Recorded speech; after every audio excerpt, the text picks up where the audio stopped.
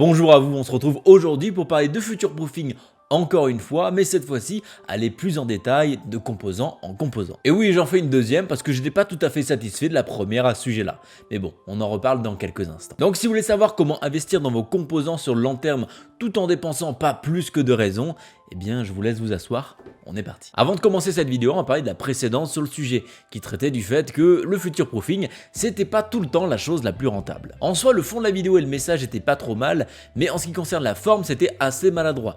Surtout quand je parle de budget, il y a des choses, des contextes et des précisions que je n'explique pas forcément là-dedans. Après, c'est difficile de faire rentrer ça dans une vidéo de 5 minutes. J'avais oublié de préciser aussi que c'était une vidéo à destination des personnes qui n'avaient pas beaucoup d'expérience dans le montage PC. Le but de cette vidéo, c'était pas de dire bien sûr vous vous êtes trompé ou vous avez mal fait, c'était plutôt pour éviter aux personnes de faire des configurations totalement overkill sans trop savoir pourquoi avec des faux a priori. Il y a bien sûr pas mal de raisons de mettre plus d'argent pour avoir de meilleurs composants. Typiquement si vous devez les refiler à votre famille jusqu'à que ceux-ci meurent. Mais si c'est juste que pour dans 5 ans ça marche correctement avec des performances ok, bah c'est pas la route la plus optimisée. Aujourd'hui on va être un petit peu moins radical en voyant composant par composant, ce qui vaut le coup de mettre un petit peu plus cher pour les garder entre les différentes upgrades de votre PC. Pour ceux qui revendent et changent entièrement leur PC, pas besoin de suivre ces optimisations là, puisque vous ne gardez essentiellement rien. Et pour ceux qui sont pressés, je vous affiche un petit résumé sur l'écran.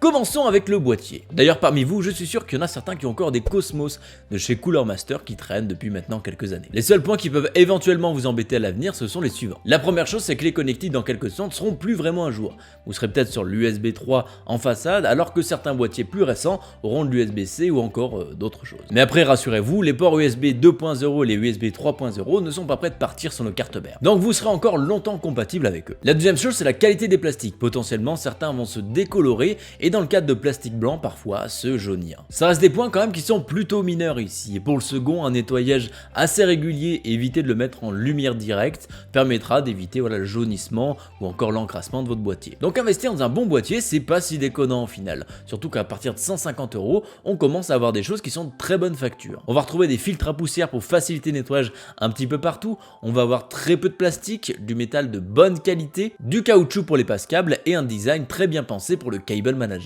Par contre, ça paraît évident, mais nettoyez-le.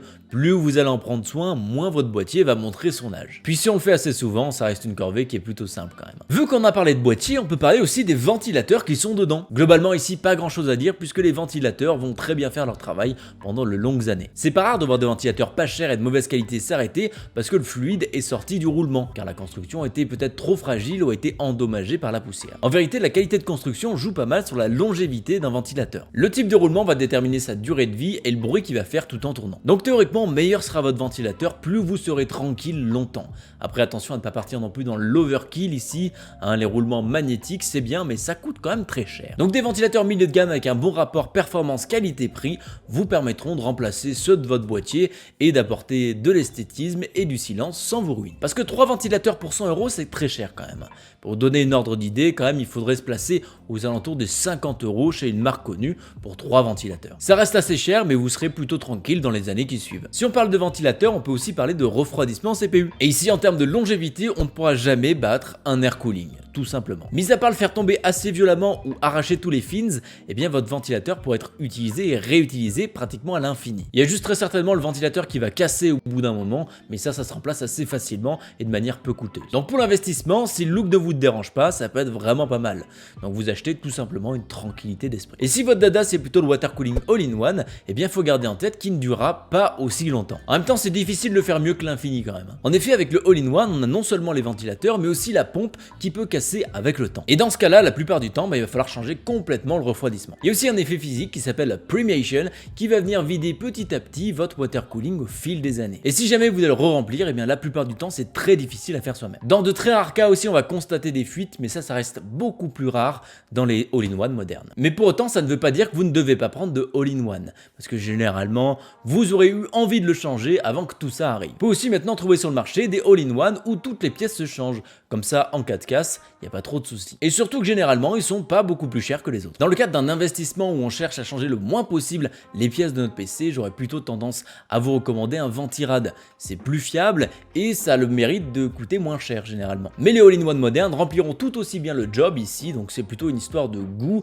et de budget. On va ensuite parler du véritable cœur de notre PC, l'alimentation. Vous le savez probablement si vous êtes ici, mais c'est un composant essentiel qui peut décider de la vie ou de la mort de notre PC tout entier. S'il est de mauvaise qualité avec des sécurités somme toute relatives, vous pouvez tout simplement cramer l'ensemble de vos composants. Donc il est important de mettre le prix qu'il faut dans une alimentation. Attention, on vous dit pas de mettre des monts et des milles dedans, mais pour vous donner un ordre d'idée, ça devrait représenter à peu près 10% du budget total de votre configuration. Ça va vous assurer d'avoir une qualité décente, surtout si vous prenez chez les constructeurs connus. Donc ici surtout pas de Advance, Aerocool, Mars Gaming ou autre marque comme ça qu'on n'a jamais trop entendu. En termes d'investissement, il va être intéressant de mettre un peu plus d'argent dans une alimentation qui va vous suivre dans vos configurations dans les 10 prochaines années. Par contre ici soyez raisonnable, 750 watts ça va suffire pour la grande majorité des personnes, vous pouvez même monter à 850 watts pour des configurations mono GPU ou vous voulez overclocker un petit peu. Ne prenez pas du coup une alimentation 1600 watts ou 1200 watts si vous n'en avez pas l'utilité ou les projets qui vont utiliser tous ces watts. En plus ça va pas forcément aider, ça va même plutôt être contre-productif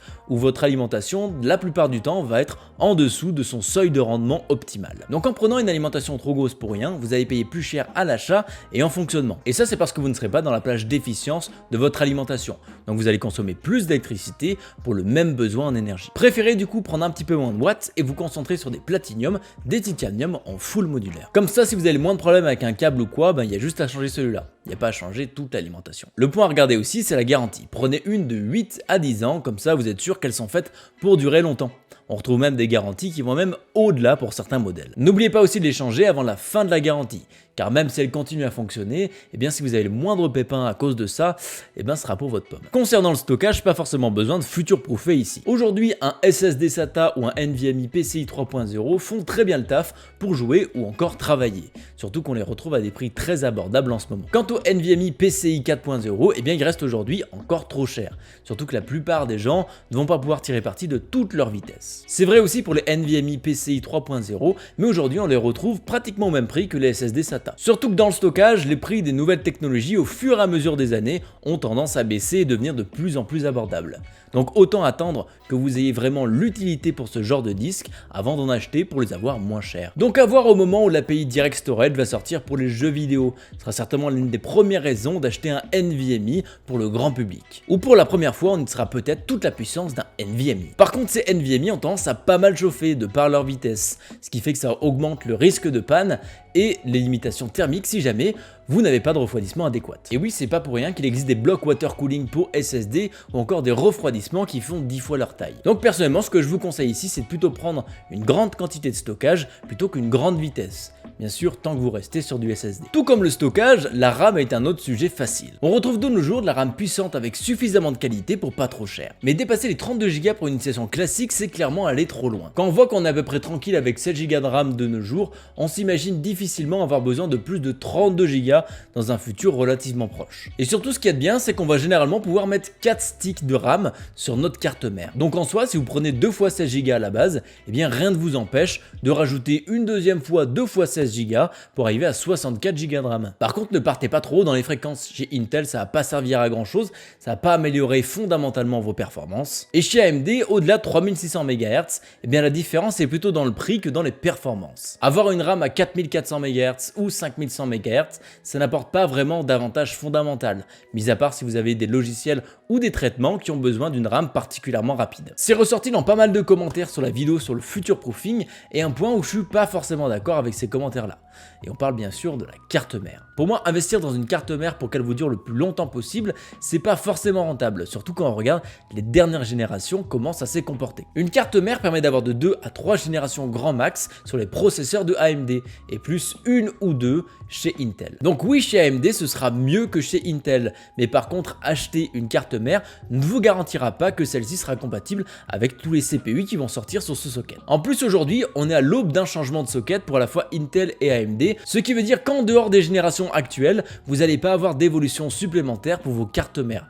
Donc l'intérêt d'un investissement là-dedans est relativement limité. Donc mis à part avoir des VRM de choc, des fonctionnalités non essentielles et des ports et des connecteurs à foison, eh bien vous n'y gagnerez pas grand chose malheureusement. Le seul cas où ça pourrait être intéressant, c'est si vous souhaitez garder votre CPU longtemps en prolongeant sa durée de vie avec un overclocking assez fort. Là il faudra de bonnes VRM et un bon refroidissement de celle-ci. Mais quand on regarde les B550 et les Z490 qu'on trouve sur le marché aujourd'hui, eh bien il n'y a pas besoin d'avoir une très grosse carte mère pour tenir un bon overclock avec un gros CPU. Les cartes mères entre 150 et 200 € feront très bien l'affaire pour ça. Et si vous n'avez pas besoin de 2 ports M.2 et de PCI Express 4.0 sur votre carte mère, eh bien prendre une B450 de chez AMD peut vous permettre de limiter les coûts. Par contre, il va falloir vous prendre une bonne B450 pour vous assurer une bonne longévité et compatibilité. Car beaucoup de B450 n'étaient pas vraiment bonnes, faut le dire. Donc si vous voulez investir dans une carte mère, il vous faut des raisons précises. L'argument de future proofing ne marche pas forcément ici. Concernant le CPU, les débats sont plutôt mitigés. Un Seeker 12 threads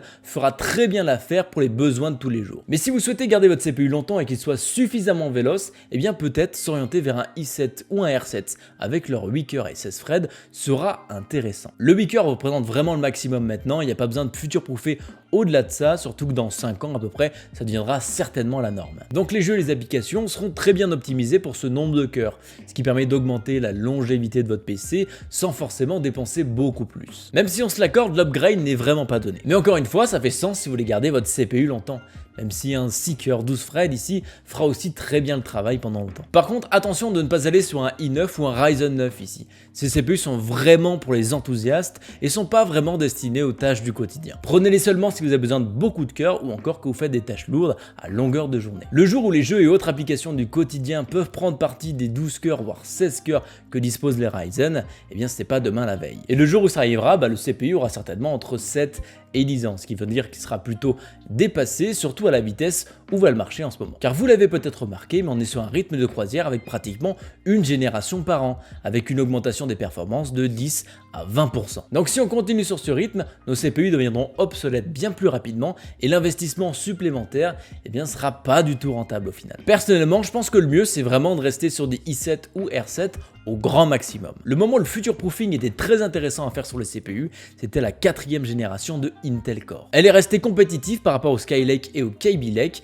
et aujourd'hui encore très intéressante en 4 cœurs 8 threads. C'est pour ça d'ailleurs qu'on a autant de monde sur ces CPU encore aujourd'hui. En plus, on pourrait facilement jouer en plus haute résolution pour soulager le CPU et augmenter encore sa durée de vie, bien sûr à condition de ne pas vraiment travailler dessus. Attaquons-nous maintenant au gros morceau, la carte graphique. C'est vraiment la partie de notre PC où le future proofing est vraiment pas rentable. Encore un CPU ça peut durer pas mal de temps, mais la carte graphique va plus facilement commencer à montrer son âge, surtout que plus on avance, plus les jeux sont demandants graphiquement. Si vous essayez d'optimiser votre budget pour ne pas trop payer dans les prochaines années, prendre le top du top, c'est pas un très bon investissement. Ça on peut le voir généralement dans les graphiques de prix-performance, où généralement les cartes les plus haut de gamme sont parmi les moins rentables. Surtout qu'avec le prix de certaines, on peut s'acheter 2 fois la carte graphique d'en dessous. Et en plus, la carte graphique, c'est le composant gros et cher qu'on change le plus souvent, car c'est avec lui qu'on va avoir les meilleurs gains de performance. Aller sur de la 6900 XT ou de la 3090 est plus une perte d'argent qu'autre chose au final, si on n'a pas besoin des spécifications pour des besoins très particuliers. Après, je respecte tout à fait, pour certains, avoir les meilleures performances possibles, c'est vraiment ce qu'ils aiment. Mon avis là-dessus, c'est que les GPU 3070 et 6800 sont largement suffisants pour la grande majorité. Ces cartes seront très bien pour la 1440p à haute fréquence dans les années à venir. Par contre, la 3070 va peut-être avoir quelques limitations dans le futur dues à ses 8Go de VRAM. Aller sur de la 3080 et de la 6800 XT, c'est vraiment si vous souhaitez jouer en 4K 60 fps. En dehors de ça, l'investissement n'est pas forcément rentable, j'attendrai plutôt les prochaines générations pour vraiment jouer confortablement en 4K. Ici, la génération très intéressante pour le future proofing, c'était la Pascal, où Nvidia était en plein dans son monopole. Et ceux qui possèdent ou ont possédé la 1080 Ti peuvent l'attester, c'est resté une très bonne carte avec de bonnes performances, même face à la génération d'après. Donc en soi, un investissement très rentable par rapport aux 4 ans qu'elle a passé pratiquement au sommet. Donc en soi, c'était la génération où le future proofing était particulièrement intéressant. Mais après ça, on le sait parce qu'on est dans le futur, mais au moment T, c'est très difficile de savoir ce genre de choses. Pour conclure, savoir dans quoi investir peut être relativement compliqué au début, surtout qu'il y a pas mal de paramètres à prendre en compte pour l'ensemble d'un build. Mais si vous débrouillez bien et faites des choix logiques, vous pouvez garder votre PC au final sur pas mal d'années. Ce qui peut vous permettre d'avoir le budget pour acheter des composants plutôt sympas comme une grosse carte graphique et un écran 4K. Faites attention aussi quand on commence à rentrer dans des situations de monopole, car c'est là où ça peut devenir très intéressant de passer sur du future proofing. Car on l'a vu dans le passé, en situation de monopole, les entreprises ont tendance à bien ralentir et se reposer sur leur laurier. Après, ces conseils vont surtout être intéressants si vous souhaitez mettre à jour seulement des parties de votre PC. Comme on l'a dit précédemment, si vous revendez tout d'un coup, c'est un peu s'embêter pour rien, parce qu'au final, vous n'allez profiter d'aucun bénéfice de votre investissement. Parce que dans la revente d'occasion, en dehors du CPU, de la carte graphique, le reste n'ajoute pas énormément de valeur. Donc au final, votre investissement est plus perdu qu'autre chose. Et voilà, c'était une sacrée vidéo à faire quand même. J'espère en tout cas que vous avez pu avoir tous les détails que vous aviez besoin pour vous permettre d'investir correctement dans vos composants, histoire d'en tirer le maximum au fil des ans, sans pour autant partir sur une config overkill à plus de 3000 €. Merci à vous d'avoir suivi la vidéo et on se dit à très bientôt pour une prochaine. Ciao!